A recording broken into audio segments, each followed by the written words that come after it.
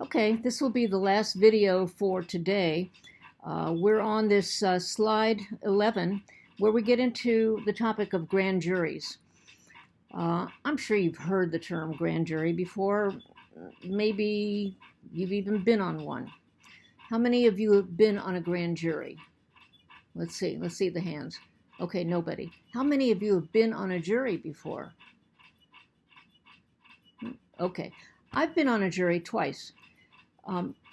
I beseech you, if you ever receive a jury request, a postcard to report to the courthouse to be looked over to see if you're good material for a jury. We'll talk about how they determine that, but do it. It is a fabulous experience. You get to be, behind that curtain. The person who is being sued is depending on your vote in the jury room. You get to meet lots of really fine people, and I highly recommend it. It's a wonderful experience I think everybody should do at least once. Besides, it's one of your civic duties. So I'm all for being on a jury. So guaranteed by the Fifth Amendment, there are grand juries, panels composed of anywhere from 16 to 23 citizens.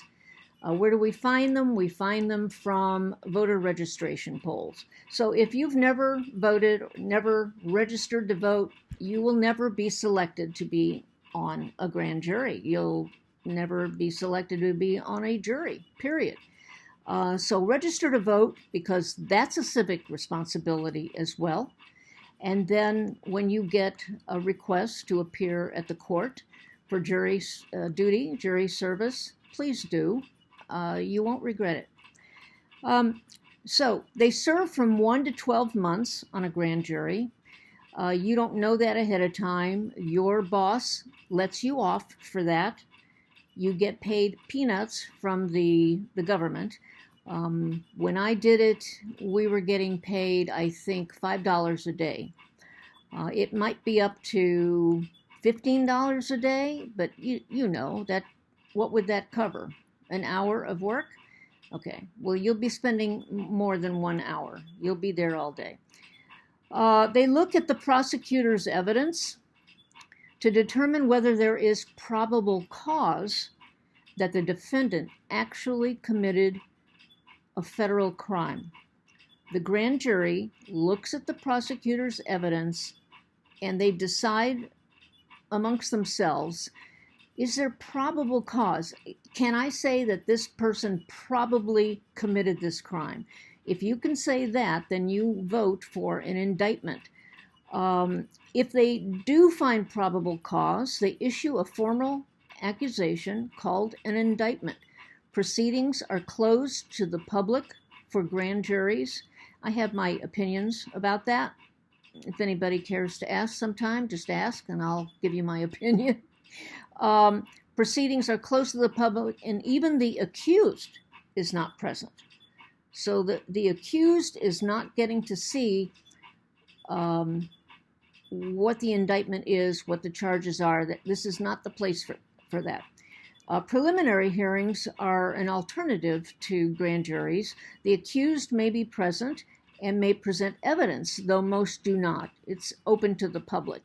But when you hear that a grand jury has been chosen, you will not know what happens in that grand jury or which evidence they found particularly compelling.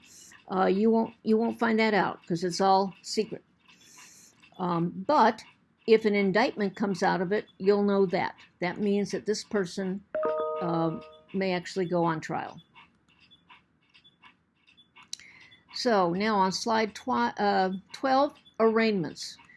You need to understand this, especially if you are a reporter covering a criminal case.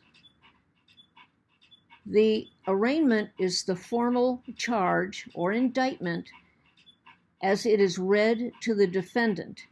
The defendant then issues a plea of either guilty, in which case the judge may issue a sentence right then and there, or the defendant issues a plea of not guilty, at which time a trial date is set.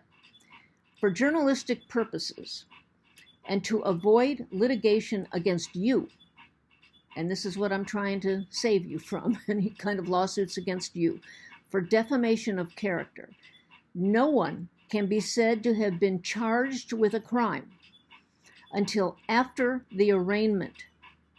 Typically, more than 90% of criminal cases are plea bargained and never go to trial.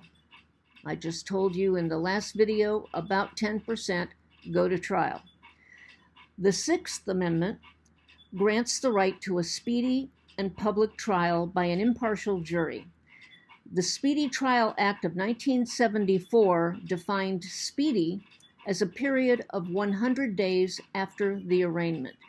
The fascinating thing today is that there is so much work for the courts to do and so few judges to do it that people are rarely come to court within 100 days. There have been people who have sat in prison for 4 years before their case comes to trial. I'm sure it's not something that the court system is proud of, but it's a fact. And it would require more money devoted to the court system in order to get these cases adjudicated more quickly. But remember, it's the Sixth Amendment that grants you the right to a speedy trial. And now, next to the last here, what is the jury? Potential jurors' names are obtained from voting lists. This is just like where do they get